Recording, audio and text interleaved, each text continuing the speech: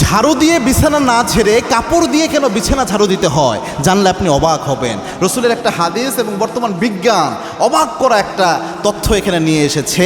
একটা আর্টিকেলে পড়ে আমি অবাক হয়ে গেলাম। দেখবেন রাতের বেলায় ঘুমাতে যাওয়ার সময় আমরা অনেকে কিন্তু যে বিছানার ঝাড়ু দিয়ে আমরা ঝাড়ুটা দিয়ে থাকি। তো ঝাড়ু দিয়ে যখন আমরা বিছানাটা ঝাড়ু দেই তখন এটা অত বেশি ইফেক্টেড হয় না যত বেশি উপকারী হয় যে আপনি যখন কাপড় দিয়ে বিছানা ঝাড়ু দেন। রসুলের একটা হাদিস রয়েছে, পরে বৈজ্ঞানিক গবেষণাটা আমি বলছি।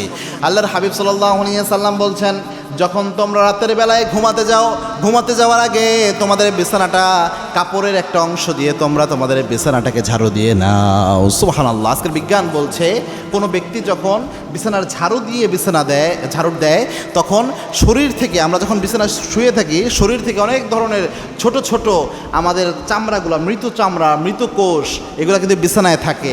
অনেক ধরনের ব্যাকটেরিয়াগুলো থাকে বিছানার মধ্যে, যেগুলো আপনি যখন ঝাড়ু দিয়ে বিছানার মধ্যে বাড়ি দেন তখন ওই জিনিসটা আপনার বিছানা থেকে নিচে পড়ে যায় না। হয়তো আপনি বিছানা দিয়ে এভাবে ঝাড়ু দিলেন, একটু উঁচা হয়ে আবার বিছানার মধ্যেই থেকে যায় বা পুরোপুরি পরিষ্কার হয় না। কিন্তু বিজ্ঞানীরা প্রমাণ করে দেখেছে যদি কোনো ব্যক্তি কাপড় দিয়ে বিছানাটা ঝাড়ু দিতে পারে, কাপড়ের সাথে সব মৃত কোষ সহ অধিকাংশ ব্যাকটেরিয়াগুলো চলে যায়, মানে তুলনামূলক বেশি পরিষ্কার হয়। আল্লাহর হাবিব সাল্লাল্লাহু আলাইহি সাল্লামের জন্য সুন্নাহ এটা, রসুল এটা করতেন।